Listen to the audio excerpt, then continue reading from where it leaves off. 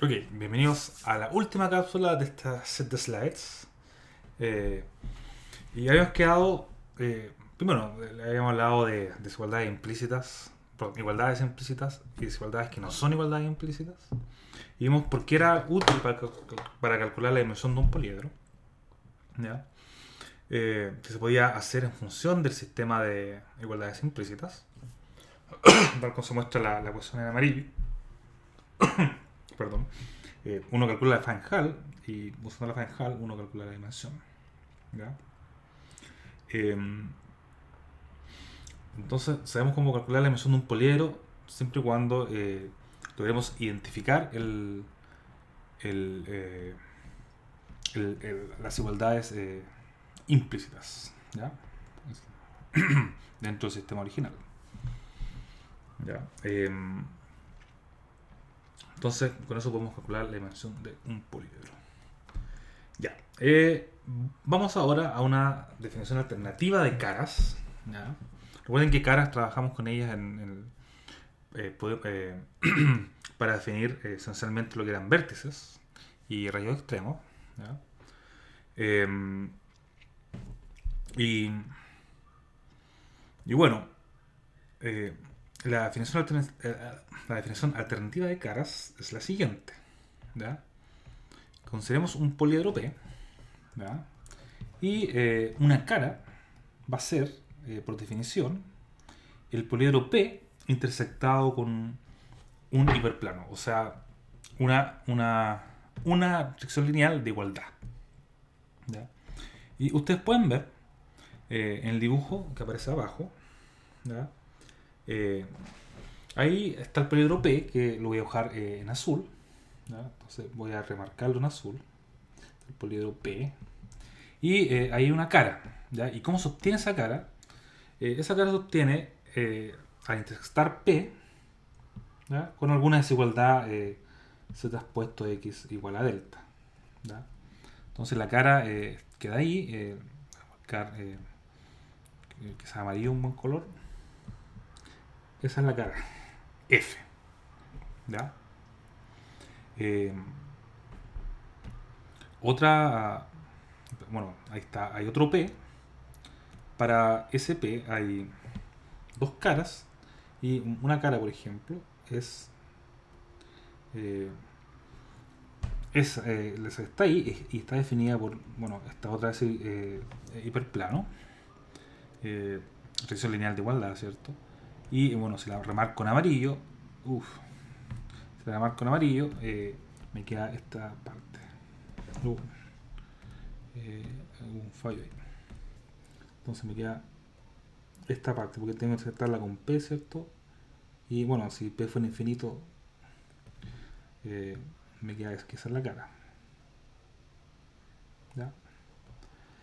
Entonces esa es una definición alternativa de cara. ¿Ya? ¿Qué más les puedo decir? Eh, Viendo al texto, eh, dado que dado que la cara la defino siguiendo, o sea, usando un hiperplano, uno puede, o sea, le da un nombre a este hiperplano, y esto se llama el plano soportante de la cara, o sea, hiperplano soportante de la cara. ¿Por qué? Porque define la cara, ¿cierto? Eh, y ojo, que, que bueno, una cara, hablan acá de que es un poliedro porque es un poliedro intersectado con otra desigualdad lineal, o sea, igualdad lineal, ¿cierto? Eh, y además, lo que quiero enfatizar que, como les dije, había otros libros que decían que permitían que caras fueran el vacío y el poliedro completo. O sea, recuerden que Nimirovsky decía que una cara no era el conjunto vacío. Pero hay distintos libros que a veces las diferencias cambian un poquitito. Pero ese cambio es minimal, o sea, no afecta en nada, la verdad. ¿Ya? Pero solo para que lo tengan en cuenta. ¿Ya? Eh, y bueno, como les dije, una cara era propia, o sea, no trivial, eh, si es que era distinta de P y distinta al vacío. ¿Ya? Finalmente, ya, una definición importante es la definición de facetas. ¿Ya? Las facetas, de cierta forma, son las caras de P, que no son P, pero que son lo más grande posible. ¿Ya? Por ejemplo, en este dibujo, bueno, no. Esta cara amarilla también es una cara de polígono P, o sea, ese rayo, ¿cierto? Suponiendo que P era infinito. Esas caras, me vale un poco. Esas dos caras son facetas. ¿Ya? Eh, veamos la definición de nuevo de facetas. Son las caras que son máximas con respecto a la inclusión. ¿Ya? Y que no son P, porque son propias. ¿Ya? Entonces, fíjense que para el dibujo a la izquierda, las únicas caras que hay, si esto fuera un segmento, ¿cierto? Que no siguiera hasta infinito, tengo esas dos caras en amarillo que serían vértices, y además estaría como cara, estaría, si quieres, ya, esto lo podemos llamar F2, está F1, y un F3 sería P, y el otro F4, otra cara sería el vacío. ¿Ya? No otras caras que para este segmento. ¿Ya? Entonces, las únicas que no son propias serían F1 y F2. Entonces, F1 y F2 en este caso. Perdón. F1 y F2, en este caso, F1, F2 are facetas o facets. ¿Ya? En, en el dibujo de la derecha hay varias caras. Bueno, pongámosle nombre a las caras. Está F1, está bueno, F2, que es el vértice. Está, vamos a ponerlo en verde. Entonces está F1, está F2, está ese vértice que bueno, lo vamos a poner en rojo. ¿Ya? Está F3, pongámoslo en verde. Y además está y además está F4, que sería si quieren P, y F5, que es el vacío. Recuerden que el vacío y P siempre son caras, pero no hay más caras. ¿Ya? Y en este caso, F2 es una cara, pero no es máxima en el sentido de la inclusión, porque F2 está contenida en F3 y F1. Entonces, notar que F2 está contenida en F1 y bueno, también F2 está contenida en F3. Entonces, se dice que F2 no puede ser una faceta, no es faceta. Porque no es máxima en el sentido de la inclusión. ¿Ya? Pero F1 y F3 son facetas. Porque la única forma de agrandarla, ¿cierto? Es que sea P. Claro que tengo 5 facetas. Bueno, subaremos ahí para no confundir la notación. ¿Ya? Y bueno, ¿y por qué son importantes las facetas? Si se fijan, las facetas como que me definen el poliedro. ¿Ya? Por ejemplo, bueno, ponemos P2 y P1 ahí. Sigamos para arriba. ¿Ya? Por ejemplo, P1, si se fijan, P1, que el poliedro de la izquierda, está totalmente definido si yo les doy F1 y F2, ¿sí? Que era más o menos esa. Eso me define P1. Entonces P1 está como definido por las facetas. Bueno, por F1 y F2. ¿Ya? Que son facetas. Ahora, si mira el ejemplo de la derecha, P2. Este ejemplo, si uno lo dibuja, bueno, en verde podemos dibujarlo si quieran. Si yo dibujo F3, y dibujo F1, eso esencialmente me define P. Me fui. Entonces, tomando en cuenta F3 y F1, eso me define P. ¿Ya? Entonces las facetas son importantes porque puedo entender el poliedro solo mirando las desigualdades que definen facetas. ¿Ya? Por ejemplo, bueno, no nos olvidemos que está F2 acá, y F2 está definido por esta desigualdad, por ejemplo. ¿Ya? Este es C traspuesto X igual delta. Esa desigualdad no es suficiente para definir el poliedro. Tengo que tomar las desigualdades que definen la F3 y que definen F1. ¿Ya? Eso.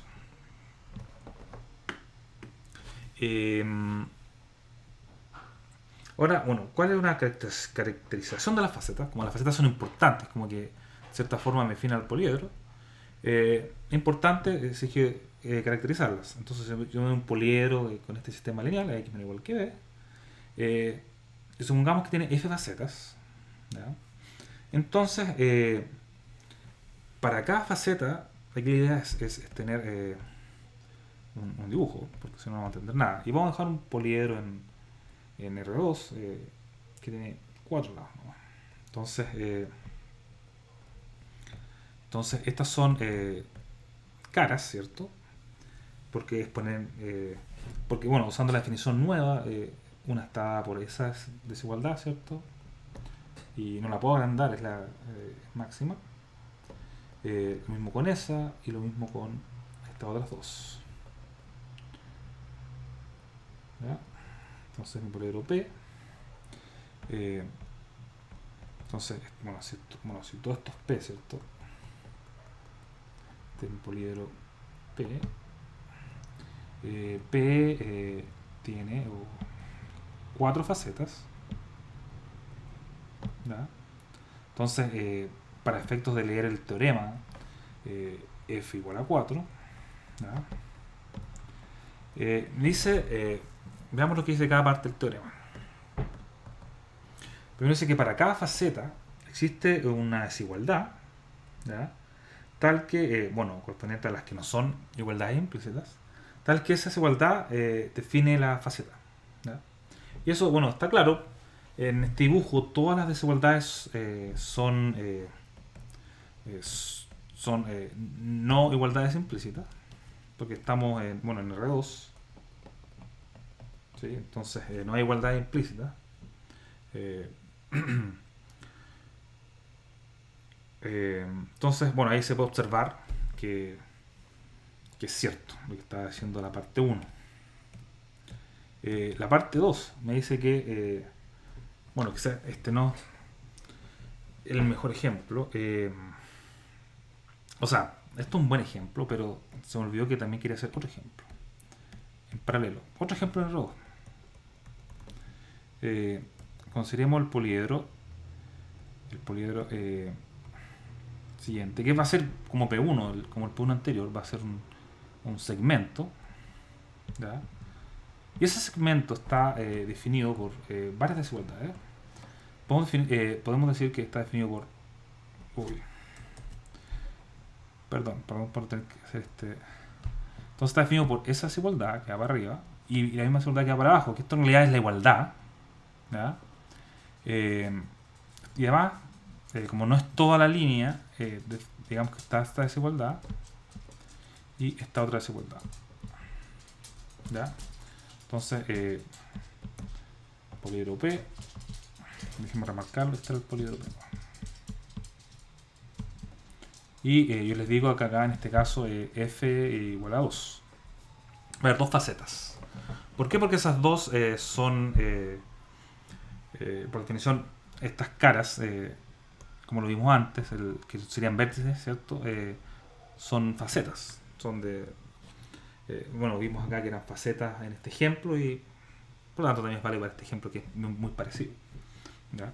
Entonces veamos. Para cada faceta de este otro P, de este otro poliedro, ¿cierto? Existe una desigualdad que la define. Y efectivamente esas dos caras, ¿cierto? Están definidas por dos desigualdades que no son igualdades implícitas. O sea, también se cumple para los dos poliedros. ¿Ya? Entonces veamos el ejemplo 2, que lo habíamos comenzado, pero preferimos hacer otro ejemplo para poder entenderlo mejor. ¿Y qué me dice este ejemplo? Me dice que si tengo una igualdad implícita, recuerden que es el conjunto de desigualdades implícitas, ¿ya? Esta faceta, déjenme leer que no. Si esta. Tenemos dos desigualdades, una que es igualdad implícita y la otra no, porque está en el otro conjunto de índices. Si esto es una representación mínima del poliedro, entonces obtengo que el número de desigualdades no igualdades implícitas es justamente f, y las facetas de P las puedo determinar simplemente poniendo en igualdad cada una de las desigualdades que no son igualdades implícitas. ¿Ya? ¿A qué se refiere esto? ¿Ya? ¿A qué se refiere esto? Lo que pasa es que un mismo poliedro puede ser definido por otras desigualdades, ¿sí? Que van a ser desigualdades redundantes. ¿Por qué redundantes? Porque si no las considero, por ejemplo, si agrego esta desigualdad es redundante. Entonces se puede remover.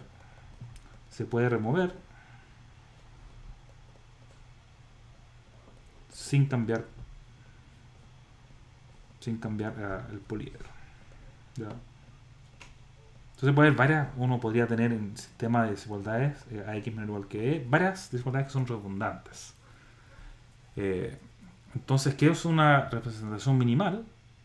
Es una representación a x menor o igual que b, como la que está arriba del poliedro, ¿cierto? Que no tiene estas desigualdades redundantes. ¿Ya? Entonces la estamos prohibiendo nosotros. Entonces no tengo esa y tampoco tengo esa. ¿Ya? Lo mismo acá también podría haber desigualdades redundantes. ¿Ya? Incluso una que ni siquiera toca el poliedro, que está bien afuera. Uno podría ponerla en el sistema, pero eso no da una representación minimal. Y claro, efectivamente, si no las considerara, yo tengo justamente que el número de desigualdades es f. ¿Ya? Porque bueno, si yo agregara esta restricción en el dibujo 2, si yo agregara esta restricción, bueno, la voy a marcar en rojo para que se entienda lo que estoy hablando. Si yo tuviera esta restricción en mi sistema a x menos igual que b, esta restricción no sería una igualdad implícita, porque no se satisface en igualdad. Por lo tanto, estaría en el conjunto este. Pero como yo quiero considerar la representación mínima, esta no la considero. ¿Ya? Para poder decir que el número de restricciones que no son igualdades implícitas es exactamente f. ¿Ya? Como en el caso, es 1 y 2, ¿cierto? Esto me da f y acá son 1, 2, 3 y 4. ¿Cuál es la que no marqué? Esta. Y esta. Entonces f igual 4 en este caso, ¿cierto? Entonces todo bien. Esto también se cumple para los dos casos. Y ahora, una faceta es una cara de P. O sea, esto simplemente me dice, o sea, no usando simplemente, que una cara de P es una faceta, si solo si, bueno, no es vacía, y además la dimensión es una menos que la de P. ¿Ya? Y eso es como una de las caracterizaciones más importantes de una faceta. ¿Ya? Y ¿para qué me sirven las facetas? Es para encontrar una representación minimal del poliedro. Yo solo necesito las facetas para poder definir P. ¿Ya? Por ejemplo, déjenme ejemplificar la parte 3. Por ejemplo, todos los vértices, recuerden que son caras también los vértices. Y las caras tienen, los vértices son dimensión 0, que son puntos nomás. Las caras,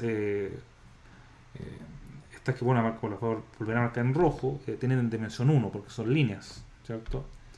Y P tiene dimensión 2 porque está en R2. Y bueno, y la franja va a ser R2 porque lo hemos visto antes. Entonces, las facetas son las que tienen una menos que la dimensión de P, o sea, dimensión 1, o sea, las en este caso estos segmentos. En el caso del otro poliedro, la dimensión del poliedro es 1 porque es un segmento. Entonces las facetas van a ser las caras estas bueno, son los vértices, ¿ya? Que tienen dimensión 0, una menos que la de P. Ahora, si yo tuviera un ejemplo un poco más sofisticado en R3, ¿ya? Bueno, hemos visto ejemplos en R3 y esperemos a ver si puedo dibujar uno. Vamos a dibujar un cubo o algo así como un cubo. Entonces esto es un poliedro también porque un poliedro no le estoy dando las desigualdades explícitamente, pero es el convex hull de un número finito de puntos, y eso ya vimos que es un poliedro. Algo que tiene una descripción geométrica, el convex hull de un número finito de puntos, se puede representar por desigualdades, ¿ya? Entonces créanme que esto es un cubo, entonces esto tiene varias caras, ¿cierto? Tiene caras de dimensión 1, que son los vértices, que están en rojo. Entonces, face of a dimension igual a 0, porque son puntos, me equivoqué. Tiene caras también de dimensión igual a 1, que serían todos estos segmentos, ¿ya? Entonces estas están dibujadas en verde, la otra están dibujadas en amarillo, en rojo, perdón. ¿Qué estoy hablando? Entonces esto es lo que está en rojo.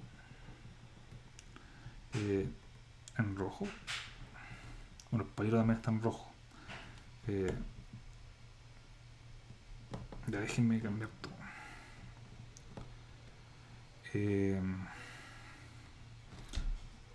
Dimensión igual a 0 serían los vértices. Dimensión igual a 1 sería segmentos.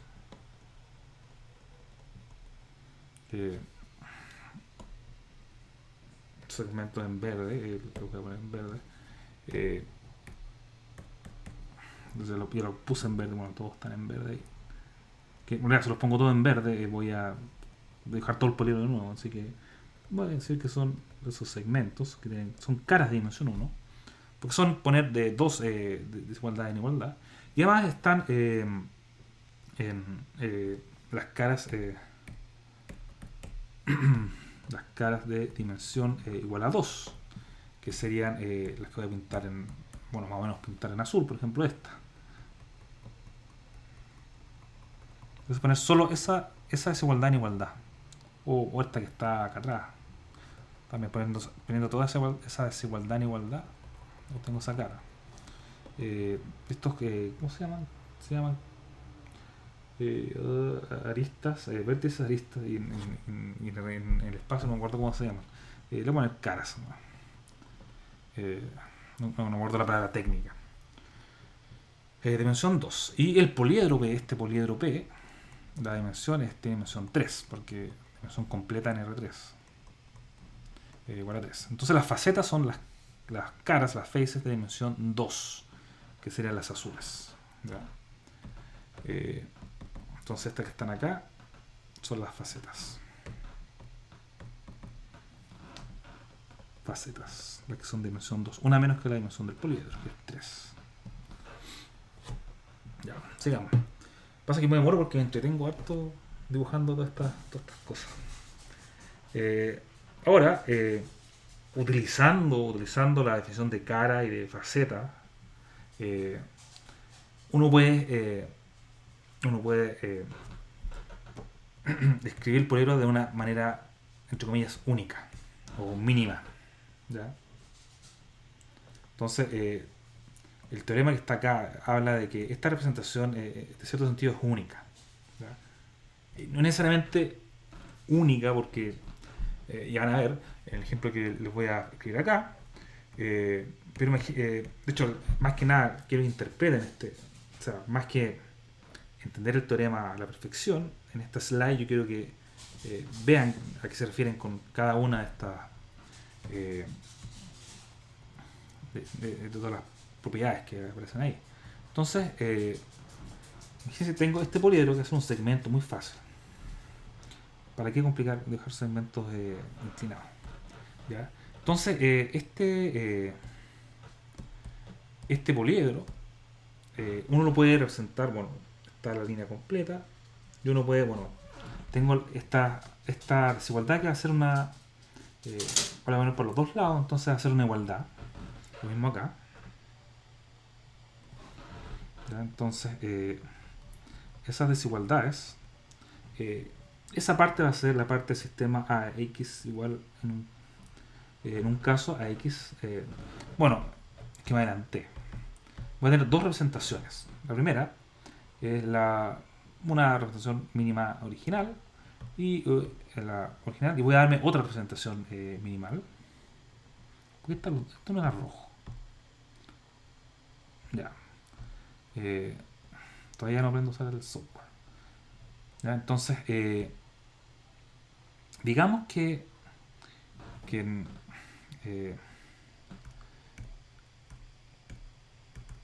vamos a dividir la pantalla en dos. ¿Ya? Entonces, ya, que alturas del día. Entonces, aquí voy a tener esa representación de P. Y en el otro lado de la pantalla voy a tener la otra representación que está acá. O sea, no se preocupen porque voy a explicitar un poco más. Entonces, estas igualdades implícitas vamos a llamarlas según la representación de la derecha, ¿cierto? Entonces, Cx igual de igual. ¿Ya? So far, so good. Entonces, ahora tenemos, para poder definir P, que es el segmento azul, necesitamos las desigualdades que no son igualdades implícitas y las vamos a poner ¿en qué color? Bueno, ¿por qué no verde? Entonces, por ejemplo, puedo tener esta desigualdad y esta desigualdad. Esta desigualdad va a ser el sistema, la parte de desigualdades que no son igualdades implícitas. ¿Ya? Y ahí me faltó por un subíndice para el D. Ahora, lo que podría pasar es que yo, como el poliedro está, bueno, déjenme redibujarlo, el poliedro ese que está ahí en la línea esa, que lo borré, o sea, no lo borré, pero no se nota tan bien. Lo mismo para ese. Entonces podría ser que las desigualdades que yo tome para la segunda representación minimal, o sea, que no tiene desigualdades redundantes, puede no ser la misma. ¿Ya? Y por ejemplo puedo tomar una muy inclinada así. Mientras toque ahí, justo ahí a la línea, esto podría ser otra representación del... Estamos representando el mismo poliedro usando desigualdades distintas. ¿Ya? Bueno, son 4 desigualdades en total. Y bueno, hay 2 que se repiten, ¿cierto? Las que están como en rosado son las mismas. ¿Ya? Pero veamos qué nos dice. Si tengo una representación minimal, ¿ya? Y minimal, déjeme repetir, o sea, minimal, no redundant inequalities, sin desigualdades que son redundantes, como las que están más arriba, ¿cierto? Estas que están en rojo no las pongo.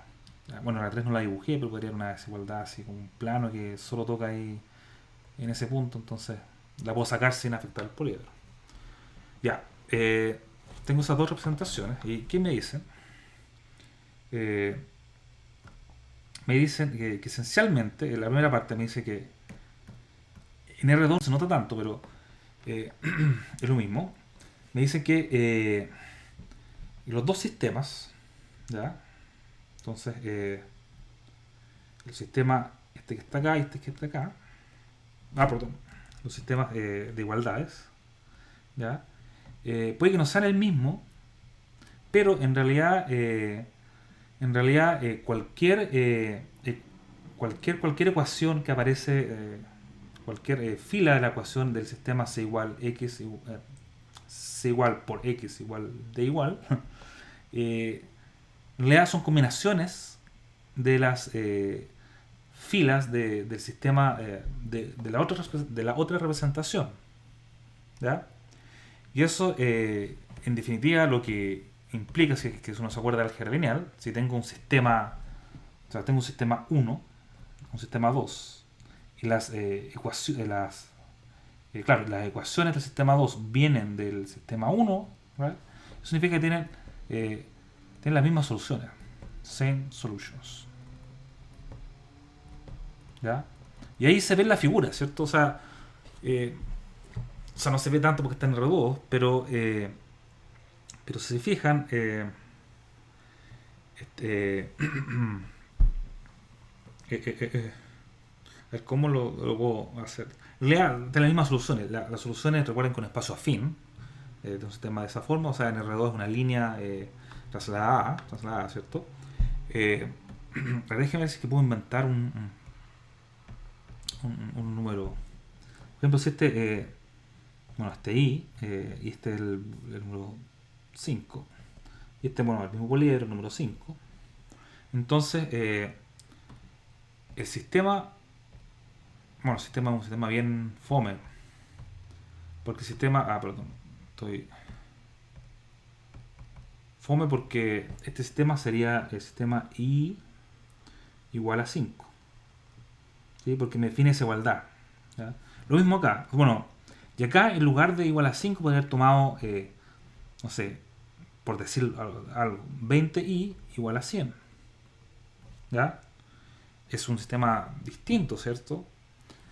Pero en realidad ustedes ya se pueden dar cuenta que el sistema de la derecha es solo un múltiplo del sistema de la izquierda.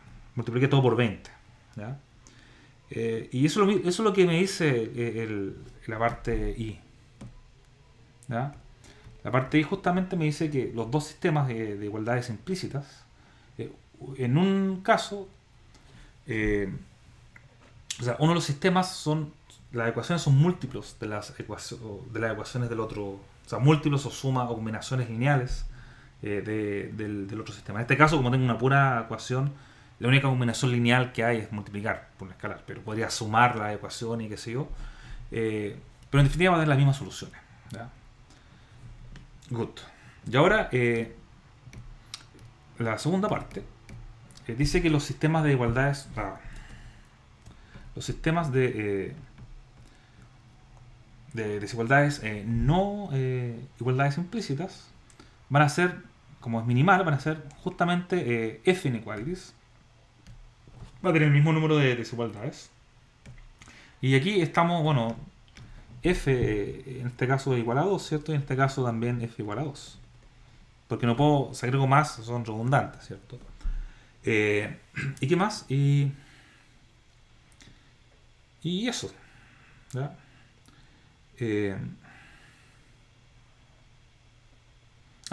Perdón, como hice el dibujo tan... estaba buscando esta parte y no la encontré, dije que raro. Ya. Y esencialmente lo que me dice esto es que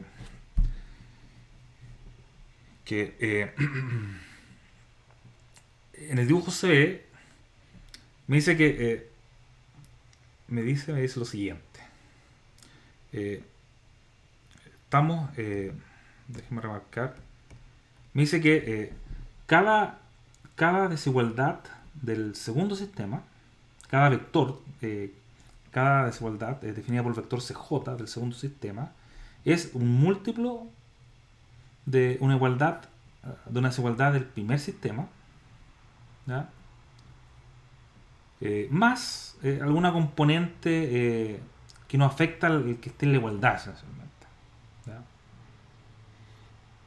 Porque esta componente es paralela a esta línea. Entonces no va a afectar la desigualdad. Entonces, se fijan, en términos, bueno, lo mismo con el vector lado derecho, con la misma lambda, ¿cierto? El mismo u. O sea, es la misma combinación, esencialmente. Y esto, en términos como geométricos, es decir, que el vector C super J es tomar el vector A sub J y moverlo, como rotarlo un poco. ¿Ya? que es lo que se ve en la figura. ¿Ya? Para entender esto mejor, más que en el dibujo, uno tiene que recordar eh, esto de o sea, que estos dos sistemas tienen las mismas soluciones, que esta componente U transpuesto A igual y U transpuesto B igual no me va a afectar la intersección con este sistema, etcétera. Entonces uno lo puede ver de manera algebraica, pero en términos geométricos es una rotación, ¿no? ¿Ya? Eso. Y ahora, para finalizar esta sección, ¿ya? Vamos a...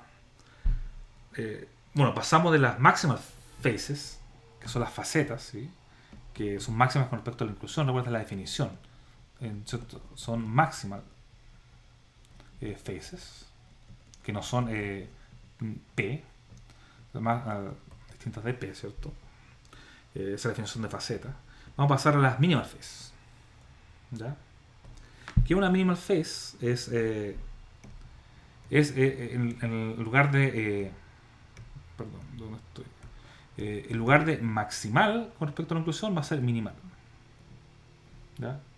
Entonces, más que leer el teorema que está acá, voy a ilustrarlo con dos ejemplos. Ejemplo 1 y ejemplo 2. ¿Ya? Ejemplo 1 va a ser bueno, puede ser cualquier poliedro que no tenga líneas. ¿Ya? En este caso, voy a poner en rojo. Las minimal faces van a ser los vértices. Lo mismo que minimal faces. Porque son las caras más chiquititas con respecto a la inclusión. ¿Ya? Esa es la definición de minimal face. Es minimal y que no es vacía, ¿cierto? Uno puede llamarlo así. El ejemplo 2, también en el 2, si tengo un poliedro que contiene una línea, o sea, que no tiene vértices, ¿ya? Hay un poliedro infinito ahí. Entonces, esas dos caras van a ser se me olvidó pintar el poliedro ahí.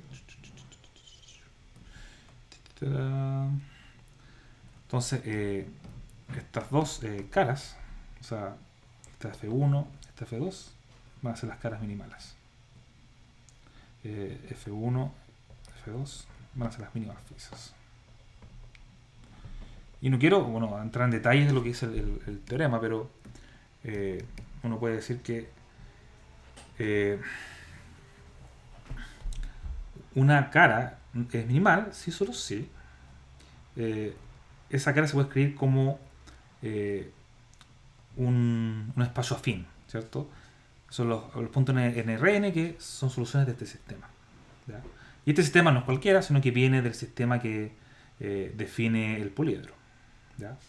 Eso para ustedes es claro, ¿cierto? En el caso de los vértices, ¿cierto? Porque los vértices ustedes saben que son soluciones, ¿cierto? De sistemas con n ecuaciones LI. ¿Ya? Pero para el caso de la derecha, uno también puede escribir lo mismo. ¿Ya? Solamente. Eso es lo que quería recalcar. ¿Ya? Entonces, lo importante es que la dimensión de las caras de un poliedro siempre están entre la dimensión del poliedro en sí y la dimensión de las minimal faces. ¿Ya? Que, son la misma dimensión que el espacio lineal de P. Este espacio lineal el Kerr de la matriz, por si acaso. ¿Ya? ¿A qué se refiere? Como otro libro tiene a veces otra notación. ¿Ya? Y ahora, finalmente, vamos a pasar al último tema. Estas son 4 slides, así que no se desesperen. Y aquí les hablo de Fourier-Minkowski. ¿Ya? Y esta quizás las slides más importantes de esta clase. ¿Por qué? Porque tenemos la siguiente motivación. ¿Ya? Entonces estamos en nuestra vida diaria de ingeniería industrial modelando un problema. Imaginemos que lo modelamos con el poliedro que está acá, poliedro P. ¿Ya? Entonces, ¿qué podemos decir de P? Vamos a decir que, bueno, utilicé para hacer mi modelo, utilicé dos variables. Y cuántas restricciones uno las cuenta, son 8 restricciones.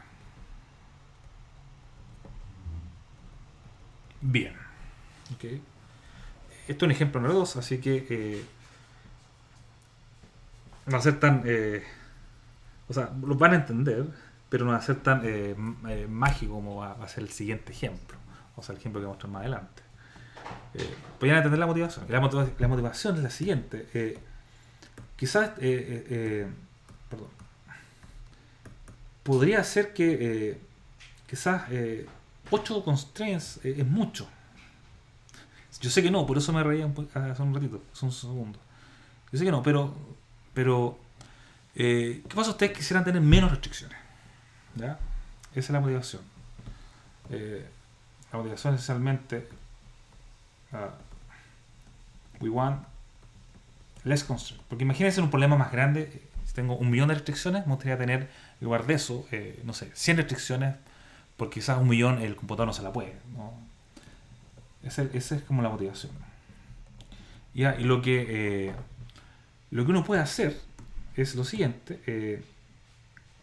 Puedo definir el poliedro, lo voy a escribir en verde, el poliedro Q, que es un poliedro que la única diferencia con P, o sea, no la única, sino que va a ser un poliedro que va a ser definido que en realidad, en lugar de utilizar solo dos variables, x e y, voy a utilizar una tercera z, ¿cierto? Entonces utilizo tres variables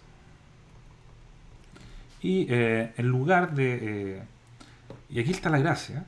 En lugar de tener 8 constraints, ustedes cuentan las restricciones de Q. Tiene, bueno, 1, 2, 3, 4, 5. A ver, déjame notarlas. 1, 2, 3, 4, 5. Tiene 5 constraints. ¿Ya? Y eso, bueno, es muy bueno.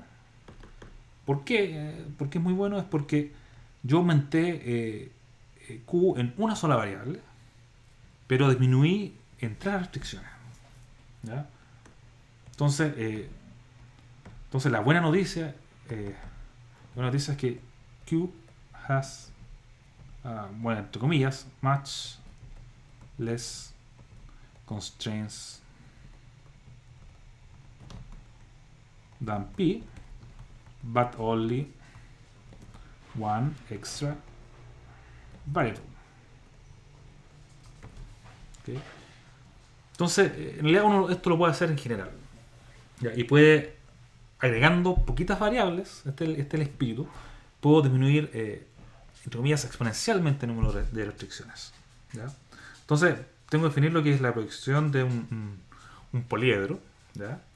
Y porque esto es lo que es lo que estamos haciendo, esto que se llama proyección de un poliedro. ¿Ya? Entonces la definición, yo voy a darle un poliedro que tiene P más Q variables. ¿Ya? Entonces, eh, P tiene P más Q variables. Y digamos que tiene, no está explícito acá, tiene M constraints. No dije las dimensiones de las matrices. Ya, suponiendo que las dos matrices A y G son de M por P más Q. No, o sea, porque de ahí A es una matriz de M por P, matrix, y digamos que G es una de también M, pero Q, porque esa multiplica Y, ¿cierto? Matrix. ¿Ya? Tenemos M restricciones. ¿Ya? Y eso, bueno, no es tan importante para la definición. Definimos la proyección del poliedro Q como el siguiente conjunto. Son todos los X en... me equivoqué, hay un typo. Hay un typo. El X, recuerden que el X está en R a la P. Entonces esto es un P. ¿Ya? Ahí, vamos a borrarlo ahí. R a la P. P variables. ¿ya? Y la definición de este conjunto de proyección es un conjunto que se viene así. Y lo voy a escribir acá. O sea, eh, digamos que voy a poner en azul. Entonces tengo mi eje Y, que digamos esto es RQ, y tengo digamos mi eje X, si quieren, que X1, X2, y en realidad esto es como R a la P, ¿ya? Entonces el conjunto proyección ARP, también, bueno, también es denotado, que así lo hicimos hace un rato, proyección en X del conjunto Q, ¿ya? Eh, se define, bueno, aquí está dibujado, bueno, eh, se me olvidó decir que en el dibujo, este es Q, este dibujo me lo robé de internet por si acaso, y esta es la proyección de las variables X de Q, ¿ya? Entonces, por definición, son todos los puntos tal que yo puedo encontrar una componente en Q variables, y si yo junto todo eso, estoy en Q. Ya, veamos. Me doy este X. Para este X, yo puedo encontrar, digamos, este Y. De ahí lo marco ahí. Digamos, ese X. Y encuentro este Y. Digamos, veámoslo para no confundir con los nombres de las variables. Llamémoslo X barra e Y barra. Entonces, ese punto, el punto X barra, como Y barra, ya, déjame hacer un zoom in. Ese punto da la casualidad de que, a ver dónde escribo para que se note mejor, ese punto que está ahí, el punto X barra como Y barra, justamente un punto del poliedro, está justo ahí en el borde, suponiendo que el dibujo está correcto. Entonces, ahí X barra como Y barra pertenece a Q, ¿ya? Siguen ahí para... Vamos a parar para que no se junte con los ejes. Vamos a parar ahí.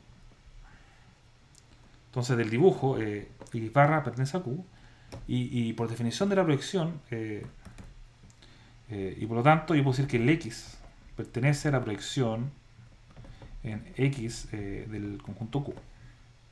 Eso por definición.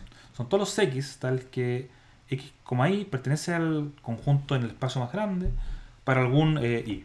¿Ya? Bueno, hay puntos que no pertenecen a esta proyección, ¿ya? Y por ejemplo, puedo tomar este punto de acá, llamémosle X gorro, y bueno, mala cosa dibujarlo, porque justo quiero dibujar. Entonces, si dibujo todos los Y posibles, son todos esos. Este es el eje Y, si quieren. No hay ningún Y que toque al conjunto Q. Entonces, aunque me dé cualquiera, X gorro y gorro, no va a tocar el conjunto Q. Entonces, ahora, para X gorro, yo sé que para todo Y en RQ, X gorro, Y gorro, no está en Q. ¿Ya? Por lo tanto, yo puedo decir que el X gorro no pertenece a la proyección en X del conjunto Q. ¿Ya? Eso es. Otro ejemplo que sí pertenece, si quieren, para que más claro, uno más facilito, si quieren, este que está acá, este X tongo, yo, si considero todos los Y que me sirven, hay varios que me sirven, de hecho puedo tomar este Y, ¿cierto? Y bueno, lo llamé y tongo también. Entonces, otro ejemplo, X, como X tongo y tongo pertenece a Q, yo puedo concluir que este X, bueno, tongo, tilde, pertenece a la proyección en X de Q. Good. Esa es la definición de proyección. ¿Ya? Y a veces uno la escribe así también, pero lo mismo. Voy a escribir acá la definición. Entonces uno puede escribir la proyección en X de Q. Son todos los X en RP, ¿cierto? Ahí en el typo. Tal es que existe un I en RQ, tal que X, Y está en Q. ¿Ya? Entonces, que fue lo que hicimos, ¿cierto? Entonces, estos pertenecían, ¿cierto?, a la proyección. Y este que dibujé en rojo este no servía, ¿cierto? No sé para qué hice eso, que se peor, así que lo voy a borrar. Porque este, digamos, no está. A veces uno piensa que las cosas van a funcionar bien y queda todo feo. Entonces, en lugar de for some i, pongo un existe un i. Es lo mismo. ¿Ya? Entonces, ¿cuál es la propiedad importante de esta proyección? O sea, uno lo ve en el dibujo, que si yo proyecto este cubo, me da un poliedro en el espacio de las x's.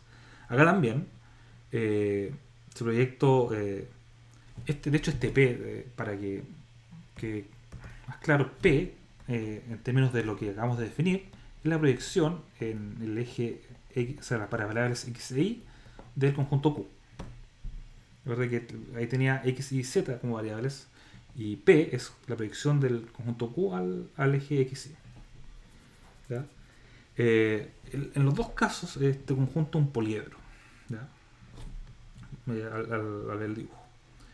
Y la prueba importante es que justamente, si es que, y lo voy a remarcar en verde, porque es importante, ahora sí que esto no me queda mal, si Q es un poliedro, entonces la proyección, ¿ya?, que es la misma definición de antes, también va a ser un poliedro. ¿Ya? ¿Ya? Y la demostración, uno utiliza lo que se llama Friese-Moulton Elimination Procedure, que se lo pueden ver tan el capítulo 1 del libro de Nemirovsky. Y también puede que se los ponga la tarea 2. Y no es tan difícil. ¿Ya? Good.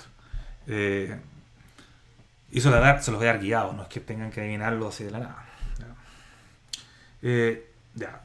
Como dos comentarios finales, esta es la última slide. El poder de las formulaciones extendidas. Recuerden que la gracia, lo que yo quiero hacer es de 8 constraints irme a 5. Quizá no parece tan sofisticado eso, pero hay ejemplos. Este ejemplo no lo voy a escribir, no lo escribí en detalle, voy a decirles nomás que este es un conjunto que vive en, ya estoy escribiendo un poco el detalle, este vive en Rn, son n variables, ¿ya? Y si yo trato de escribirlo como un poliedro, ¿ya? Necesito al menos 2 elevado a n desigualdades. ¿Ya? Ya piensen, para n igual 100, o digamos, o 1000, no sé, o digamos 1001, porque 2 a la n menos 1 es 2 a la 1000, y esto es como 10 elevado a 30. Lo sé porque lo calculé antes. ¿Ya? ¿Ya?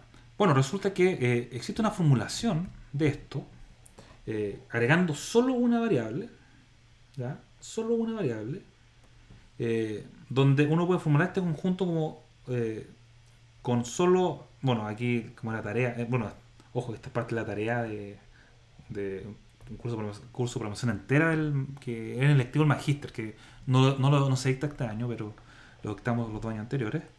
No es porque yo no quiera, sino que lo eliminaron. Porque, claro, como el programa del magíster está cambiando, hay que hacer las cosas paso a paso. Entonces, utilizo n más 1 variable. Perdón, n más 1 variables, o sea, porque agrego una variable, ¿cierto? Y no más de 2 a la n restricciones. O sea, bueno, yo les dije a los alumnos que eran eran menos que 3 a la n, en realidad eran 2 a la n nomás. O sea, perdón, 2 por n, o digamos que son 3 por n. 3 por n restricciones. ¿Ya? La verdad es que son menos que 3 a la n. Si recuerdo bien, son 2 a la n más 1, una cosa así. Ya, este número, para n igual 1001, ya, esto es 3000, 3001. De hecho, creo que esto no es de la 3, de la 30, creo que lo calculé mal. Antes lo he calculado con... Bueno, en detalle, porque los números son incomparables en realidad, pero 2 a la 10, lo que pasa es que 2 a la 10 es como 1000 y esto elevado a 100. Esto es como 1000 elevado a 100, más o menos. Y 1000 elevado a 100, no a 1000. Esto es más o menos... esto es 10 a la 3, pues, esto es como 10 a la 3, no, está bien, ya. Y esto es, 3 por 10 a la 3. O sea, si ustedes comparan los números de restricciones, ¿cierto? Estoy comparando, 3 por 10 a la 3 es mucho menor que 10 a la 30. ¿Están de acuerdo? Y eso lo logré agregando una variable, ¿no? Ya, esencialmente, esa es como la idea. Finalmente, uno puede usar estas formulaciones extendidas en la práctica. Ya una slide que les voy a subir es... Bueno, yo la leí del libro que...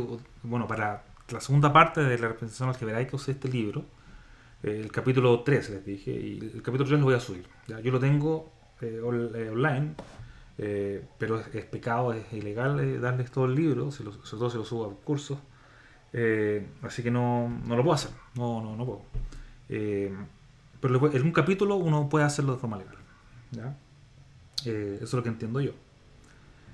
Pero además les voy a hacer estas slides.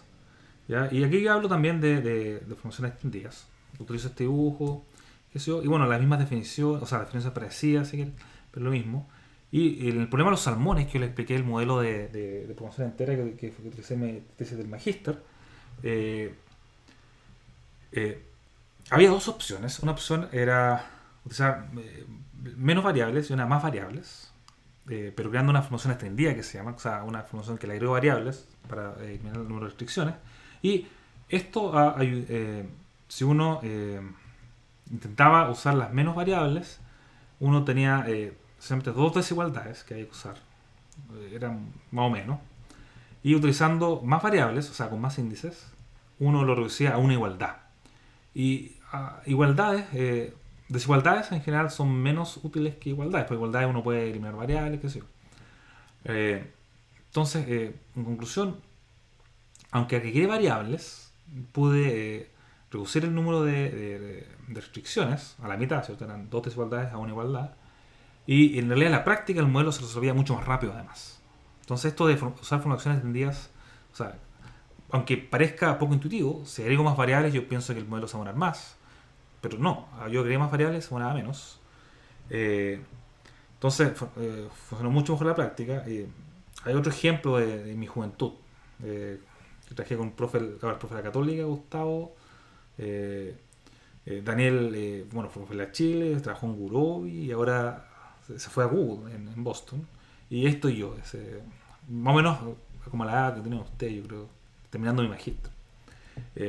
Trabajamos un problema donde lo mismo, había una desigualdad muy difícil de modelar utilizando X y J, y lo que hicimos al final, le agregamos un índice a la variable, o sea, tenemos más variables, y esto hizo que el problema se resolviera mucho, mucho más rápido. ¿Ya? Entonces, esto de las formulaciones extendidas, aunque parece ser algo muy teórico, ¿cierto? En realidad se ocupa harto en la práctica. ¿Ya? Eso es lo que quería decirles. Y eso termina las cápsulas como de 3 horas en total.